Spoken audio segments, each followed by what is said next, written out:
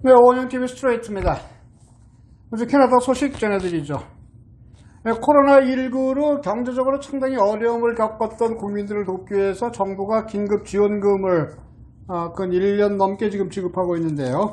국세청에서 긴급 지원금 지원받으셨던 분들, 이 CERB 수령하셨던 분들의 자격과 관련해서 이 지원금 받았던 사람들의 일부가 긴장을 하고 있습니다. 왜 그런가 하면 지원금을 받을 자격이 있다고 스스로 오판한 그런 수혜자들이 많다는 그런 얘기가 됩니다.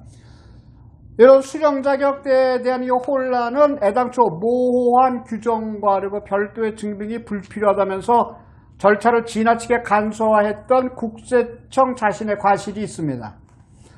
이와 맞물려 있는 핵심 쟁점은 수령 조건으로 내세웠던 2019년 지난해 그리고 또는 신청 시점을 기준으로 직전 12개월 동안에 $5,000 이상의 순수입이 있었다는 사실을 어떻게 증명할 것이냐는 문제와 맞물려 있습니다. 일단 주류 언론 또는 재정 전문가들은 2019년 세금 보고에 대한 수정 신고를 권고하고 있습니다. 즉 자영업자의 경우에 전체 매출에서 비용을 제외한 순수입이 $5,000 이하가 됐다면 비용을 낮춰서라도 순수입을 $5,000 이상으로 조정한 뒤에 T1ADJ 양식의 수정 신고하라는 것을 권고하고 있습니다. 그런데 반면에 회계사들은 그 가능한 얘기긴 한데 권고할 얘기는 못 된다 이런 입장을 드러내 주었습니다. 왜냐하면 세금 신고를 수정하는 이유가 국세청에 완전히 드러나기 때문입니다. 국세청 사람들이 핫바지가 아니라는 얘기죠. 회계사들은 이 CERB 자격은 신청 시점 기준으로 해서 그 직전 12개월 동안의 수입을 따지기 때문에 지원금 신청 시점이 만약에 지난 4월이었다고 한다면 올해 1월부터 3월까지의 수입도 자연스럽게 포함이 된다. 그래서 2020년 올해치 세금을 보고할 때 이 기간을 합한 직전 1년간 수입이 $5,000를 넘는다면 지원금을 돌려줄 이유는 없다. 이렇게 설명하고 있습니다. 하지만 이것은 자영업자에 해당하는 얘기입니다. 그래서 국세청 편지를 받은 임금 근로자, 이 월급 받고 일했던 사람들에게는 적용되지 않는 얘기입니다. 예를 들어서 김 씨가 작년 수입은 $5,000를 넘었는데 거기에는 고용보험금, EI가 포함이 되어 있습니다. 그래서 근로자의 경우에 $5,000는 T4 슬립에 기재된 그런 근로수입이고 EI 같은 이 고용보험 같은 정부 지원금은 해당이 되지 않기 때문이라는 설명입니다. 12개월 동안의 근로임금이 $5,000 이하인 근로자가 CERB를 받았다면 국세청의 요구대로 12월 말까지 반환을 해야 합니다. 반환하지 않을 경우 원금은 물론이고 이자까지 가산하게 됩니다. 한편 국세청은 CERB에 대해서 아니 당신네들이 기준을 모호하게 제시해서 나도 받아도 되는 줄 알고 신청해서 그동안 받았었는데 지금 와서 이러면 어떡하느냐고 대드는 사람들이 한둘이 아닌 것 같습니다. 그러자 국세청이 얘기하기를 우리가 편지는 보낸 건 사실인데 그런 편지 받은 사람들 모두가 다 CERB 받을 자격이 없었다는 걸 의미하는 건 아니다. 이렇게 두리뭉술한 설명을 해주고 있습니다. 내년 3월, 4월 이제 본격적인 세금 신고 시간이 되면은 이 CERB와 관련해서 상당히 혼란스러운 분들이 많아질 것 같은데요. 한인들의 경우에는 일단 회계사부터 먼저 만나보십시오. 회계사들이 어떤 조언을 해주는지 그 조언 그대로 따르는 것이 현재로서는 가장 현명한 방법일 것 같습니다. 정부가 편지까지 보내서 반환금 내놓아야 될 거라고 경고할 때에는 나름 근거가 있기 때문에 이러는 겁니다. 그러니까 나는 아니겠지라고 지나치지 마시고 회계사 같은 전문가들을 만나셔서 작년 수입부터 다시 재점검해서 이 CERB를 다시 내놔야 되는지 아니면 나는 상관이 없는 얘기인지 확실하게 분판하고 계셔야 될 필요가 있다고 생각합니다. 코로나와 관련된 다음 소식입니다. 연방정부보건부가 연방보건부의 승인을 받은 이 미국 파이자의 코로나 백신 접종이 14일부터 시작이 됐습니다. 예정보다 하루 빠르게 시작이 됐는데요. 그 1호 접종자는 토론토 장기요양원 레카이 센터에서 일하고 있는 애니카 키데넌이라고 하는 간호사였다고 합니다. 자, 이제 시작이 됐습니다. 그런데 연방정부의 백신 접종 일정에 따르면 내년 1분기까지 전체 인구의 8%에 해당하는 300만 명의 접종을 완료하고 내년 3분기인 9월 말까지 모든 국민이 항체를 형성한다는 그런 얘기입니다. 모든 국민이 맞을 수 있게, 접종될 수 있게 한다는 얘기입니다. 온태리오주의 경우는 인구 비례에 따라서 다음 주에 캐나다 도착 예정분인 40%에 해당하는 12,000회분을 일단 배당받아서 확보할 수 있을 것으로 확신을 하고 있습니다. 덕포드 온주 총리는 백신을 확보하는 대로 토론토와 오타와의 병원 관계자들을 대상으로 첫 접종을 실시할 것이라고 로드맵을 밝혔습니다. 앞서서 크리스틴 에리엇 온주 보건부 장관은 두 곳에서 백신을 공급받은 후에 극저온 냉동 보관실이 설치된 병원 21곳에 배포가 된다면서 현재 온주가 추진 중인 백신 접종 증명서 발급이 이게 아마 빠른 경제 회복을 도울 것으로 기대한다. 이렇게 설명하고 있습니다. 한편 파이자 백신은 16세 미만의 아동과 청소년에게는 당분간 접종되지 않는 것으로 알려졌습니다. 왜냐하면 연방보건부 관계자에 따르면 16세 미만에 대한 임상시험 자료가 극히 부족하기 때문이라고 합니다. 안정성 여부를 판단하기 위해서는 아직도 더 많은 연구가 필요하다. 이렇게 설명해주고 있네요. 통계청에 따르면 16세 미만의 캐나다 인구는 640만 명에 해당됩니다. 전체 인구 17%입니다. 연방보건부는 현재 모더나와 그리고 아스트라제네카, 존슨앤존슨 백신을 지금 평가하고 있는데 후보 백신 대다수가 젊은 층에 대한 연구 자료가 부족한 실정입니다. 젊은 층 16세 미만과 청소년에게는 그렇다고 하지만 아무튼 어제부터 실시된 백신 접종이 내년 3분기 9월 안에 전 국민 백신 접종으로 마무리가 된다고 합니다. 캐나다가 참으로 발빠르게 정부가 움직여준 결과 내년 9월이면 최소한 아니죠. 내년 1분기 3월부터는 아마 거의 집단 항체 형성이 시작이 되기 때문에 코로나가 캐나다에서는 종식됐다는 얘기를 글쎄요. 내년 상반기 중에는 들을 수 있지 않을까 이렇게 기대해 봅니다. 다음 소식입니다. 코로나 사태로 정부 민원 처리의 대면 서비스에 제약이 늘어나면서 온태리오 주정부가 나름 다양한 편의를 제공하고 있습니다.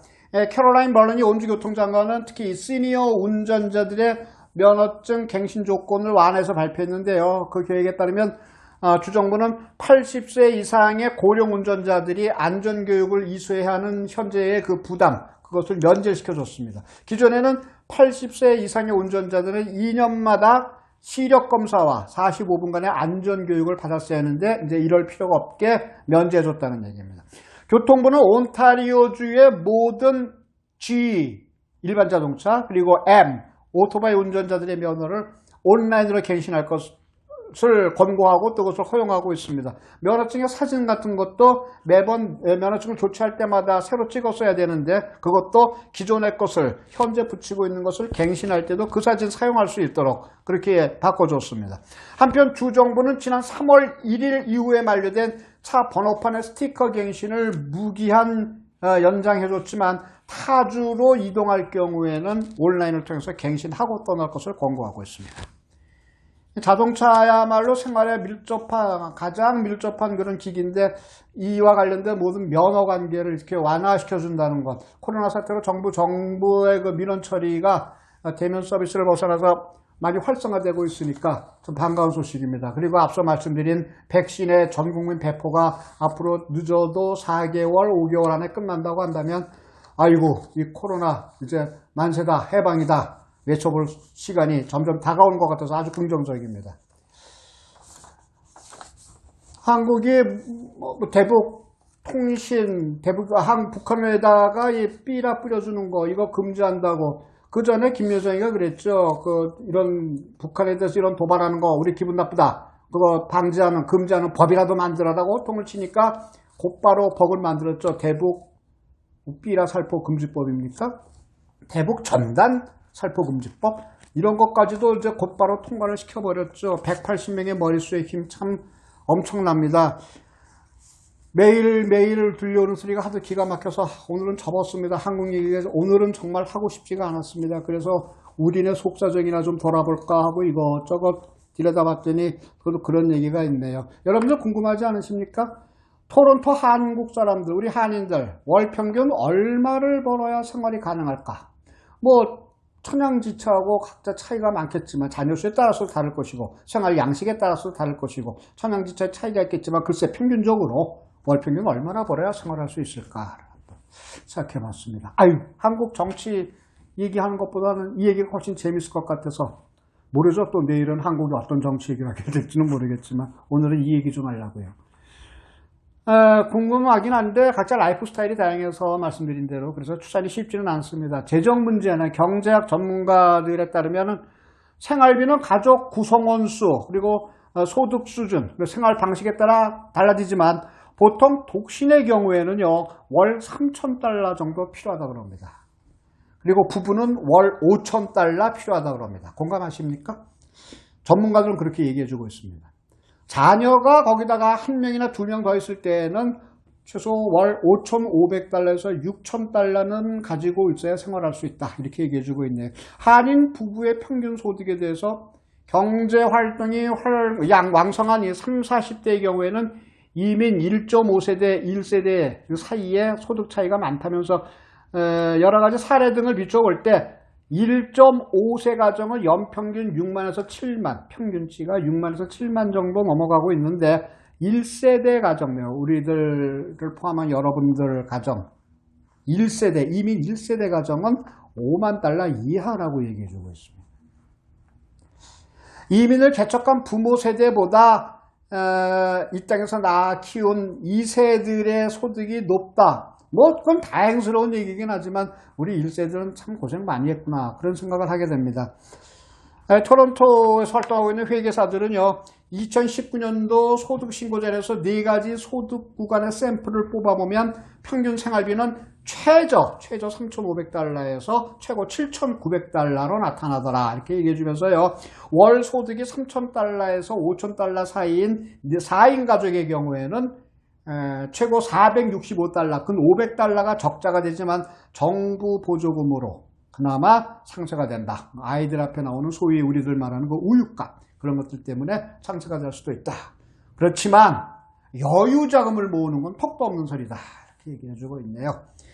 관련자들, 전문가들은 은행 몰기지 이자율이 최저치를 기록하고 있어서 이 렌트 비용이 몰기지 비용보다 30% 이상 높은 경우가 많다. 그러면 렌트비를 내느니 몰기지를 내는 게 더 나을 것 같긴 한데 요즘 같아서 그것도 여의치 않습니다만 몰기지 테스트인가 해서 은행에서 참 그 몰기지 얻기 힘들더라고요. 아무튼 가능하다면 콘도나 하우스를 구입하는 것이 비용 절감에 효과적이다. 렌트를 사는 것보다는요. 그렇게 얘기해주고 있습니다. 누군 렌트를 살고 싶어서 살겠습니까? 자기 집 자기 콘도 갖고도 싶겠죠. 이러저러한 여유, 더더군다나 요즘은 근 1년째 코로나에 발묶여 있어서 집을 갖는다, 콘도를 산다, 그런 거 사실 생각하기 어려운 그런 가정들이 많을 것 같습니다. 아무튼 코로나 좀 빨리 벗어봐야 이런저런 거 형편이 좀 필 것 같네요. 얘기 다시 돌아와서 생활비를 도대체 어디에 그렇게들 쓰는가? 주요 항목, 지출 주요 항목을 보면 뭐니 해도 말씀드렸던 주거비, 그러니까 렌트비든 몰개지든 이 주거비가 가장 많이 들고요. 그 다음에 전기나 가스값, 유틸리티가 많이 듭니다. 자동차 할부금, 누구에게나 다 있겠죠? 이 돈도 많이 나갑니다. 그리고 집, 그리고 자동차의 보험, 이 보험금도 만만치 않죠. 식비는 당연한 거고요. 외식비도 요즘은 식당들이 시원찮게 문을 열어서 외식하는 비용이 좀 덜 드시겠지만 어쨌든 이것도 주요 지출 부분의 하나인 건 사실인 것 같습니다. 휴대폰이나 인터넷 사용하시잖아요. 그래서 통신비들 많이 들어간다 그러고요. 교육비 들어가고 여가비 하다못해 집에 텔레비에 넷플릭스를 연결해서 보시더라도 그것도 문화비, 여가비라고 친다면 그 돈도 아무튼 지출 항목에 들어갑니다. 이 중에 주거비와 식비가 각각 총 수입의 37%에서 많게는 52% 그리고 21%에서 25%로 절반 이상을 차지했습니다. 식비가 25%까지 들어간다는 것은 엔겔 개수가 총 수입의 4분의 1을 차지합니다. 절반을 넘어가면 빈곤층으로 취급가 되는데요. 총 수입의 25% 정도 식비로 들어간다. 그래도 아직은 우리는 버틸만 하지 않나 그런 생각을 해봅니다.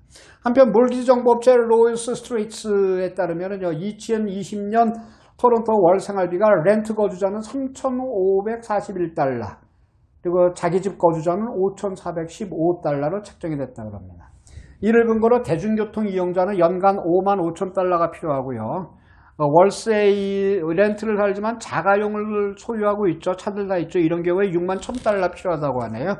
주택이나 자가용 소유자는 94,000달러 정도는 벌어야 그래도 인상 찌푸리지 않고 살 수 있다는 얘기입니다. 생활비 산정 사이트 눈베어.com은 한국의 서울을 비교를 해줬는데요. 하필 토론토 소비자 물가는 10.88, 음식값은 65.4% 높다. 서울전이 높다. 이렇게 얘기해주고 있습니다. 캐나다 월 생활비 6,729달러로 잡았습니다. 서울은 그럴 때 6,068달러로 잡히고 있습니다. 환율의 문제까지는 개입하지 않더라도 아무튼 토론토와 서울이 거의 살기가 비슷한 것 같습니다. 삶의 퀄리티는 떠나서 말이죠.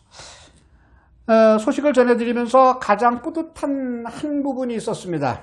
그게 이민 1세보다 이민 2세들의 수입이 훨씬 높았다는 얘기인데요.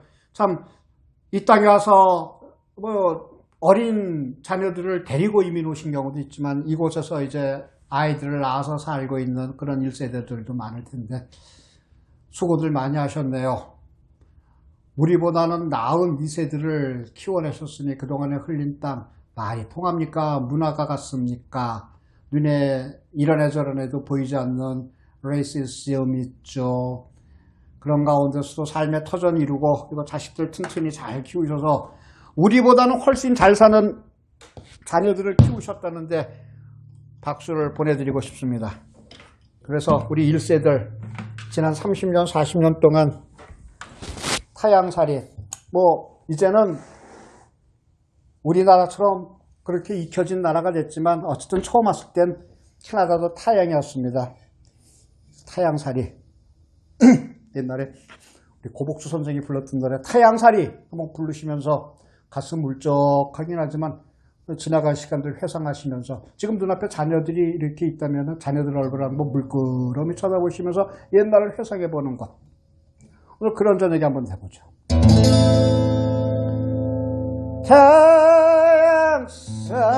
타양살이 몇 해든가 손꼽아 헤어보니 고향 떠난 수십 년에 청춘만 늙어 부평 같은 내 신세가 혼자도 기가 막혀 창문 열고 바라보니 하늘은 저쪽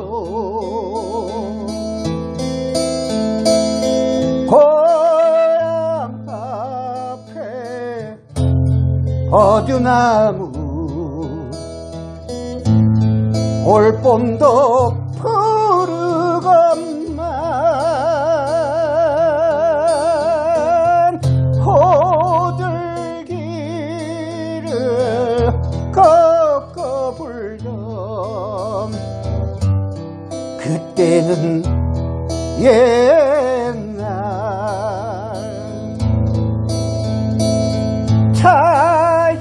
타향이라 정이 들면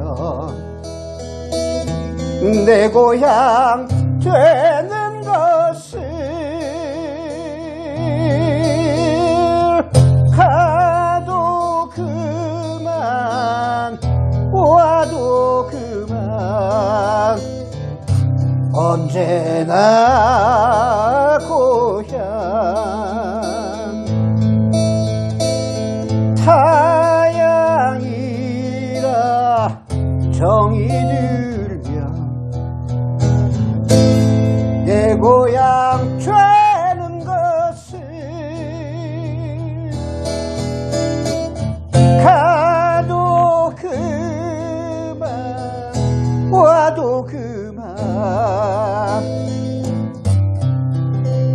이젠 이곳이 내 고향.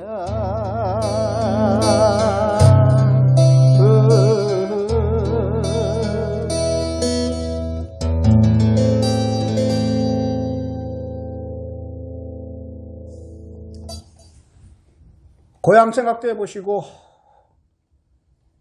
자식들 손 한번 지그시 잡아주시면서 옛날 회상하시는 한겨울 차가운 겨울밤이지만 따뜻한 저녁 되시기 바랍니다. 오은영TV 스트레이트 다음 시간에 여러분 다시 찾아뵙겠습니다. 감사합니다.